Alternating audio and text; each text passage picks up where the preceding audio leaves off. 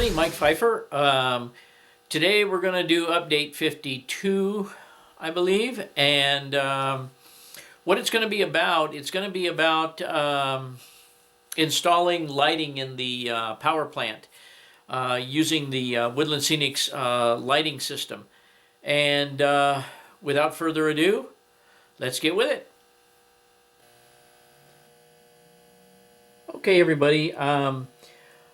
Out of another kit, I thought I was going to use two of these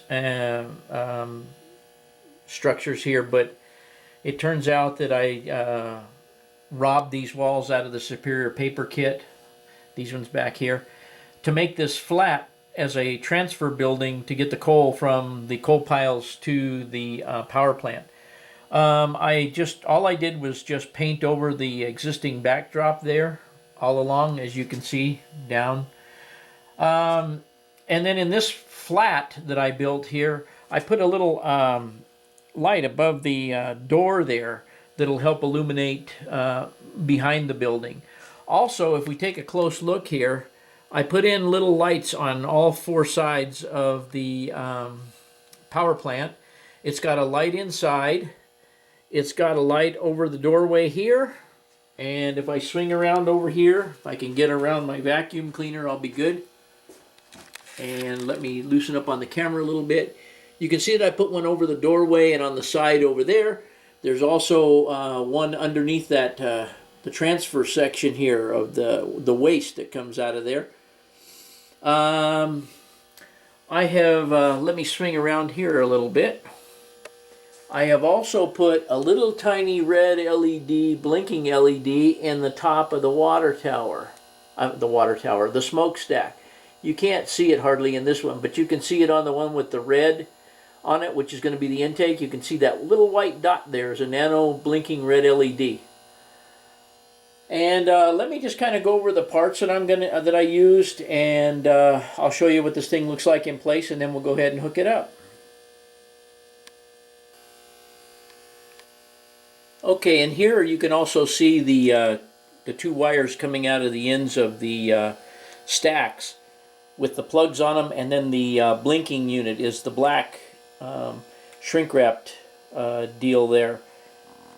And this is what I had. Let me see here. This is what I had that I've already used in here. I used the two flashing LEDs, the 5755s. I used 3 cool white, and those I used on the doorways. The nano LEDs, 5748. I used 4 of the warm white LEDs on all 4 sides of the unit, on all 4 sides of the plant itself. Those are 5743. I used the JP 5700, which is, hang on a minute, this guy. And it comes with 2 LEDs. I believe the 5700 comes with 2 LEDs, warm white sticky LEDs, which I used, as I showed you, underneath where the tailings would come out of the bottom of the separator, and on the inside of the power plant itself. Now, I also used the power supply, which is a 5770, I believe. One of those transformers.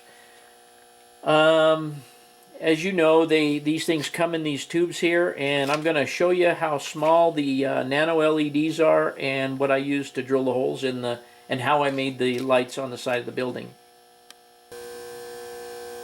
Okay, so this is a spare red flasher unit. As you can see, the plug and the flasher unit attached near the plug, the wire, and that is the size of the nano LED. They're pretty darn tiny. What I did is I drilled a hole in the side of the structure with this number 48-bit, and if I put it down here you can see that it's just a little bit larger than the LED.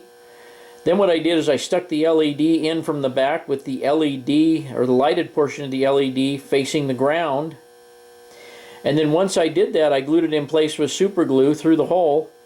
And once that was dry, I put super glue on the top of the LED and to the side of the building itself And let me see if I can get in close and I'll show you how those turned out. Okay, this is what that hole with the super glue on the top of the LED winds up looking like. It kind of resembles a shade. Here's the one on the side. They kind of wind up being a little bit different. But when you stand back, you know, at eye distance from the structure, you can't even notice. I mean, they look like shades on the side of the building. You could have painted them any color. I just chose to paint them silver. And I did the same thing with the ones over the door. So all of those are done the same way. And as I said, there's a sticky light inside of the structure itself. And there's also one underneath the bottom of here, which we'll be able to see in a little bit here when I get all this stuff mounted up. But that's how I put the LEDs in the structure. In fact, I may be able to, let me get the flat here and turn it around backwards. And there you can see the LED through the hole. And then I super glued the wire to the back of the flat. This flat will be attached with foam tape. And we'll take a look at it in a little bit here. Okay, one thing I had forgotten to mention there was, as you can see, since I have so many LEDs mounted in the building, I have a lot of wires coming out. Now, if I was to take and plug those all individually into the 5700, which is, hold on a minute, this block, it only has 4 slots. So what I wound up doing, and I wasn't sure you could do it, but I went ahead and tried it, and it does work. I consolidated a lot of those LED wires there, twisted them together, and soldered them to one plug. Now, as long as that plug controls lights that you want to be able to dim or not dim, or if you wanted them to all dim individually, you would have to do them all separately. But if you have multiple lights and you wanted the ability to dim them in a group, those can all be put on one plug. And then if I swing back over here, there are the plugs that I cut off of the LEDs that were all grouped together. So you can see that you could actually keep these plugs and solder your own LEDs onto these plugs, and you would be able to you know, create your own lighting using the plug system, but using multiple LEDs on one of these plugs and plugging it into the system itself. Now I'm just going to show you that 5700 real quick and just explain a couple things about it. Okay, on this 5700 box, you can plug a group or an individual LED into 4 slots here, as you can see.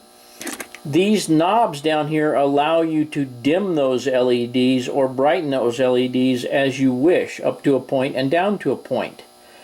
Now, I didn't consult the paperwork with this before I came out here and like an idiot and made this video, but I believe that this control plug right here, I think you pull it out and that allows you to jump from here to another one of the 5700s and just keep stacking 5700s on there to be able to plug and control individual lights in. I believe that's what it's for. You can see that the power in, that cord basically just goes here to the transformer. That's your power into your LEDs. You can see that it has some nice screw holes in it to allow you to screw it up to your bench work and allows you to plug in the wires neatly. So I think all that being said, the system looks pretty self-explanatory, and I think if you've done any looking about the system on Woodland's site and watched any of the videos, it seems pretty easy to use, and there's a multitude of lamps available to you and things that you could do with those lamps. So let me go ahead and mount these buildings up and see if I can get some of this lighting to work and show you what it looks like. Okay, when I talked about the 5700 here, and I thought that plugging into this control would expand to another 5700, I was wrong. The expansion hub is what you need. You need the power into the expansion hub, and then you can also take, if I can get my finger in there, you can take power out to another expansion hub, and then you can plug a 5700 in here, here, here, and here, which would make 4, 8, 16 plugs, and then you could individually adjust those plugs. So that's the way it works, but still I intend to try and group plugs together to save ports. But right now, so I can get this thing up and running, I got to plug in this expansion hub and add this 5700 to it. So I will get on with that, and I'll show you what we have. Okay, everybody, this is probably going to be kind of a crappy video as it's so dark in here. But you can now see the blinking red LEDs on top of the two smokestacks. And you can see that there's light inside the power plant. You can see that there's light underneath that chute. You can also, if I swing around here, you can see the light on the doorway down there, and you can see the light on the doorway on the flat in the back.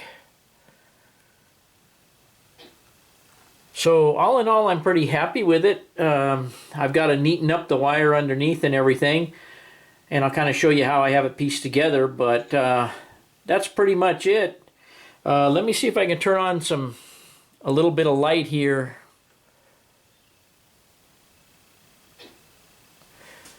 That's a little bit of light with the with my sunset bulb in the roof. So that kind of gives you an idea of what the facility looks like. I kind of like the results. Takes a lot of work though to put a lot of lights in this stuff. And if I go back and retrofit a lot of stuff on the layout, it's going to be very time consuming and would likely be very expensive. So but I'll kind of keep you posted as I go along with this lighting. Let me turn the light on in the building, in the train room here. Hold on. And I don't know, you can kind of still see the red lights blinking. And you can tell that there's lights on the outside of the building. But anyway, now I got to figure out a way, and I don't really want to use their switches, but I'm going to figure out a way to turn the lighting on and off at some point here. But anyway, you kind of get the idea of how the system works. And let me just show you what it looks like underneath the layout, and don't start laughing, okay? Okay, I know this looks very haphazard. There's a couple things here that you haven't seen before, but we'll concentrate with the lighting right at the moment. This is the expansion hub. This is the incoming transformer that you see right over there. Line goes down, comes into there. Then each one of these extensions right here goes to each one of these two 5700s. And then as you can see, I have lighting. I have 2 lights plugged into this one, and I have all 4 slots filled in that one up there. Like I say, I could rectify that by, I'm at least going to consolidate those 2 wires right there, because those are the lights inside the power plant and underneath that chute. But anyways, and it looks like a mess, but you get the idea of how one thing leads to another and then goes out to the LEDs. Now you can see under here that I have a whole poop load of ugly wiring because I had consolidated a bunch of those together. But I'll pull all those wires taut, and not taut, but gather them all up and tie them together and make something out of this, and then probably screw these blocks to something down here. I'm not sure exactly what, or I might double-sided tape them to this tube that's here. This tube right here holds track and wood and other things, long things that I need to store in the train room here. And then you can see that round thing right there. As many of you have heard in all my videos, all the background noise with the birds and the thunderstorms and the coyotes and all that comes right out of that little disc player. That disc player's been under here for, oh, I don't know, 8 years, 9 years probably. And every time I turn the layout on, it just goes and plays background noise. So anyway, you've never seen that before, but I will keep you posted as how this lighting goes, and I hope you enjoyed it. Well, everybody, I hope you enjoyed that little update. and hope you like the way the lighting turned out. And I was pretty happy with putting it in there. The only thing I can see is that it can be relatively expensive, although it's relatively easy, or extremely easy actually. It's a good system if you don't have any soldering abilities or anything like that, and as you've seen, we can do a lot with it. I really like the nano LEDs. But anyway, I hope you enjoyed the video today, and as usual, we'll see you the next time.